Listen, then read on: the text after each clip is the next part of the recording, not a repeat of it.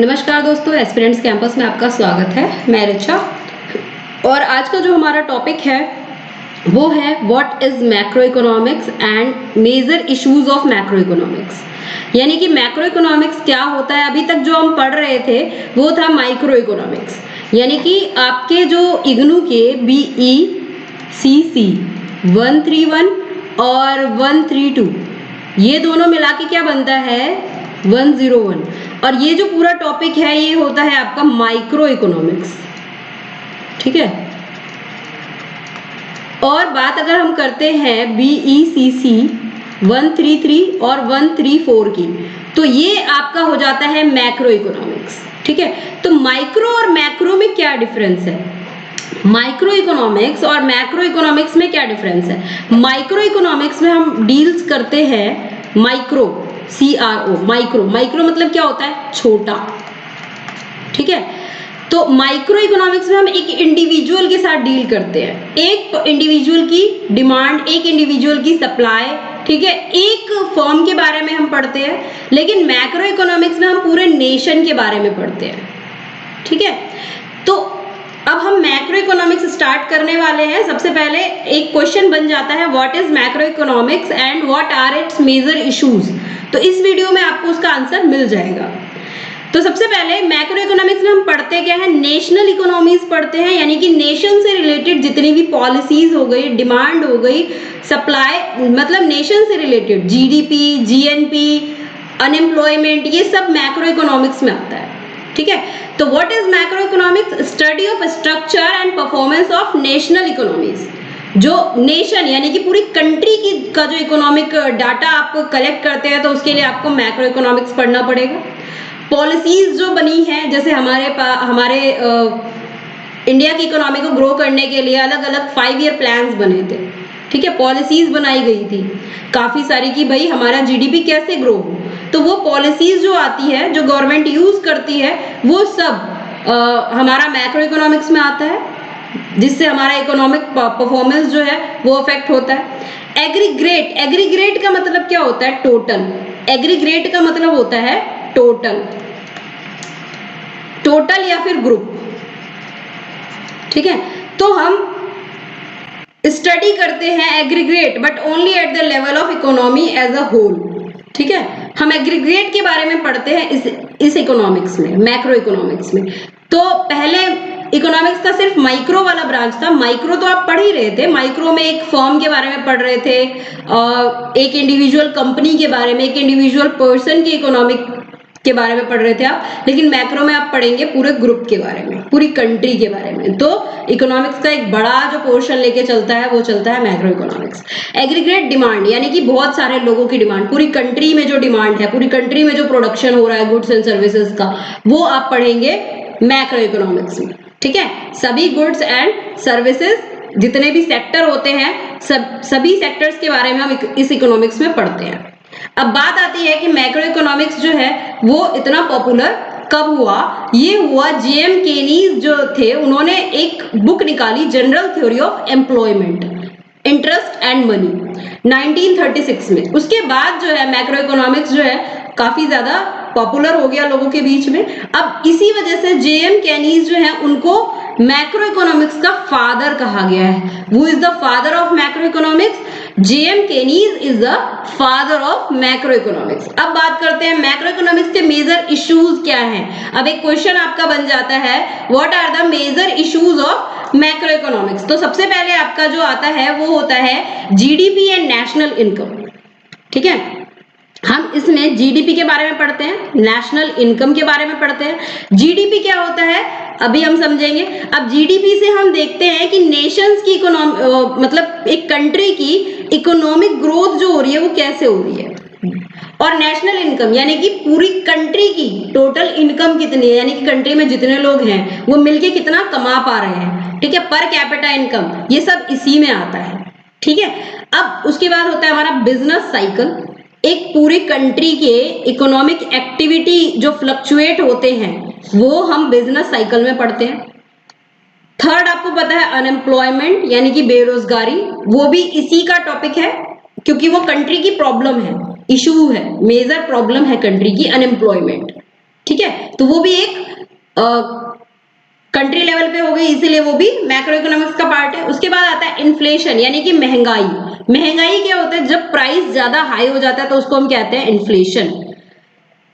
तो ये भी मैक्रो इकोनॉमिक्स का एक मेजर इशू है यानी कि पार्ट है। तो पहला जो है हमारा है लॉन्ग रन इकोनॉमिक ग्रोथ, यानी कि लंबे समय में जो भी हमारी इकोनॉमी में ग्रोथ हुआ है, यानी कि जीडीपी एंड जीडीपी के बारे में हम इसमें देखेंगे। ठीक है, तो फर्स्ट जो इशू है हमारा लॉन्ग रन इकोनॉमिक ग्रोथ का है, जीडीपी ग्रॉस डोमेस्टिक प्रोडक्शन। ठीक है, ग्रॉस डोमेस्टिक प्रोडक्शन। अब जीडीपी जो है वो क्या कर, जीडीपी जो है वो कैसे इंक्रीज होता है। अब किसी भी कंट्री में जीडीपी का इंक्रीज होना, जीडीपी कैसे इंक्रीज होता है। अब देखिए, जब जीडीपी इंक्रीज होता है तो यानी कि हमें पता चल रहा है एक प्रोडक्शन इंक्रीज हो रहा है। यानी कि मान लीजिए, सबसे पहले देखते हैं जीडीपी होता क्या है। जीडीपी होता क्या है, ये कंट्री है। अब इस कंट्री के बाउंड्री के अंदर जितना भी प्रोडक्शन हो रहा है, जितना भी प्रोडक्शन हो रहा है, चाहे वो एक माचिस की डिब्बी हो, चाहे वो एक कार हो, कार या बस हो, कोई भी चीज अगर बन रही है इस कंट्री के अंदर, कोई भी प्रोडक्शन हो रहा है जिससे कि इनकम जनरेट हो रही है, जिससे कि पैसा आ रहा है, तो वो आपका हो जाता है जीडीपी। एक कंट्री के बाउंड्री के अंदर, ध्यान रखिए, कंट्री के बाउंड्री की अंदर डोमेस्टिक प्रोडक्शन इसीलिए इसीलिए कहा जाता है सकल घरेलू उत्पाद। यानी कि कंट्री क्या है, घर है, और घर के अंदर जो भी प्रोडक्शन हो रहा है उससे जो भी इनकम यानी कि पैसे जनरेट हो रहे हैं वो आपका हो गया जीडीपी। अब आप सुनते हैं कि जीडीपी 6% बढ़ गई है या 7.2% है हमारी कंट्री की जीडीपी। तो वो 7.2% इसलिए होती है क्योंकि मान लीजिए 2020 में आपकी जीडीपी जितनी थी उससे 7.2% ज्यादा है 2021 में, तो इसीलिए कंट्री की जीडीपी 7.2% मानी गई है। पिछले साल से जितना ज्यादा बनेगा हम कंट्री की जीडीपी उतनी काउंट करते हैं। अब जीडीपी से होता क्या है, जीडीपी कैसे बढ़ती है और कैसे घटती है, जीडीपी बढ़ने का फायदा क्या है। देखिए, अगर जीडीपी इंक्रीज होती है, अगर जीडीपी इंक्रीज होती है तो इसका मतलब है किसी भी कंट्री में प्रोडक्शन इंक्रीज हो रहा है, प्रोडक्शन बढ़ रहा है, क्योंकि प्रोडक्शन हमारा बताता है कंट्री के बाउंड्री के अंदर कितना प्रोडक्शन हुआ है। ठीक है, तो जीडीपी बढ़ रही है यानी कि प्रोडक्शन इंक्रीज हो रहा है। प्रोडक्शन कैसे इंक्रीज होगा, जब एम्प्लॉयमेंट इंक्रीज होगी, जब लोगों को रोजगार मिलेगा, रोजगार जितने ज्यादा लोगों को मिलेगा प्रोडक्शन उतना ज्यादा बढ़ेगा। तो यानी कि एम्प्लॉयमेंट भी जनरेट हो रही है, एम्प्लॉयमेंट बढ़ रही है, लोगों को रोजगार ज्यादा मिल रहा है। अब रोजगार मिल रहा है, रोजगार मिला है, तो यानी कि उसकी इनकम भी जनरेट होगी, इनकम जनरेट होगी, इनकम बढ़ी है तभी। इनकम कैसे बढ़ी है, क्योंकि रोजगार बढ़ा है, इनकम बढ़ी है, इनकम भी इंक्रीज हुई है। अब जैसे ही आपको पता है इनकम बढ़ेगी तो क्या होगा, ह्यूमन कैपिटल फॉर्मेशन होगा, ज्यादा से ज्यादा लोगों को, मतलब इंसान जो है वो क्या बनेगा, ह्यूमन रिसोर्स बनेगा। उसके एजुकेशन पे, उसकी हेल्थ पे ज्यादा से ज्यादा खर्चा किया गया है। एजुकेशन बढ़ेगी कंट्री में, एजुकेशन बढ़ेगी, लिटरेसी रेट बढ़ेगा, हेल्थ अच्छी होगी, पर कैपिटा इनकम, इनकम बढ़ रहा है, अगर पूरे कंट्री का इनकम अगर बढ़ रहा है तो पर कैपिटा एक इंडिविजुअल इंसान की भी इनकम इंक्रीज होगी। इनकम बढ़ेगी तो आप सोचिए उसका स्टैंडर्ड ऑफ लिविंग जो है वो अपने आप ही इंक्रीज हो जाएगा, खाने पीने का तरीका, रहने का तरीका, उसका सब कुछ सुधर जाएगा। ठीक है, तो जो ये चीजें होती हैं ये आता है जीडीपी में। अब बात अगर हम करें, आपको मिलता जुलता एक टर्म आपने सुना होगा HDI यानी कि human development index. Human development index में यही चीजें देखी जाती है कि स्टैंडर्ड ऑफ लिविंग जो है कितना इंक्रीज हुआ है, इंसान एजुकेटेड है कि नहीं है, सैनिटाइजेशन कैसा है। तो इसके बारे में हम एक बार अलग से एक लेक्चर लेके आएंगे और ह्यूमन डेवलपमेंट इंडेक्स को पूरा समझेंगे।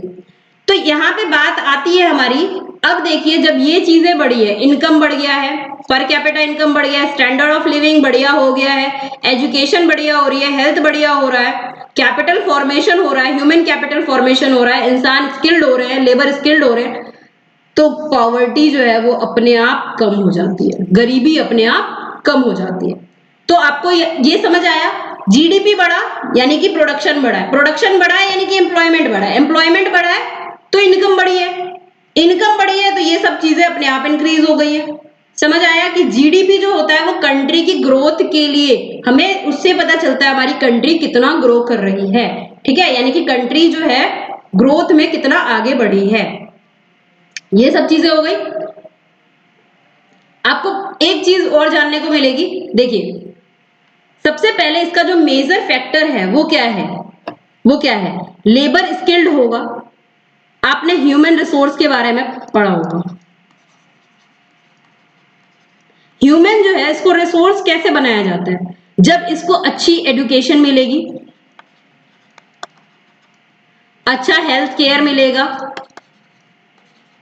तो ये रिसोर्स बनेगा। अगर इसको अच्छी एजुकेशन नहीं मिली और अच्छा हेल्थ केयर नहीं मिला तो ये क्या बनेगा, लायबिलिटी बनेगा। लायबिलिटी यानी कि जैसे हम बात करते हैं एक तरीके से कि जो कुछ दे नहीं रहा है आउटपुट, बस खर्च करवा रहा है। ठीक है, अब यहां पे अगर हम बात करें दो लोगों की, दो फ्रेंड है, एक का नाम कुछ भी रख लीजिए, एक फ्रेंड है ए, एक फ्रेंड है बी, दोनों फ्रेंड है। ये जो ए है इसने अपने माता पिता की बीमारी की वजह से, इसके पास ज्यादा पैसे नहीं थे, इसने एजुकेशन छोड़ दी। इसके घर में सब बीमार रहते हैं, तो इसने छोटा मोटा कुछ भी काम स्टार्ट किया, वेजिटेबल सेल करने का काम स्टार्ट किया, सब्जियां बेचने का काम स्टार्ट किया, तो ये वेजिटेबल सेलर बन गया। बी के घर में भी प्रॉब्लम्स थी, लेकिन उसके फैमिली ने फिर भी उसको गवर्नमेंट स्कूल से उसकी पढ़ाई कंप्लीट करा दी, 12th कंप्लीट करा दिया। उसके बाद उसे एक कंप्यूटर कोर्स करा दिया, यानी कि इसकी पढ़ाई पे ध्यान दिया गया है। ये बीमार होता था तो इसको डॉक्टर के पास लेके जाते थे बी की फैमिली के। तो क्या हुआ, ये बी जो है एक अच्छा इंसान बन गया। बी जो है वो एक अच्छा इंसान बन गया, एक एमएनसीज में वो वर्क करने लग गया। उसकी इनकम जो है वो बढ़िया हो गई, उसका लिविंग स्टैंडर्ड जो है वो इंक्रीज हो गया। अब बी के जो फैमिली में उसके जो बच्चे होंगे सी, वो भी अच्छे से एजुकेशन को फॉलो करेंगे।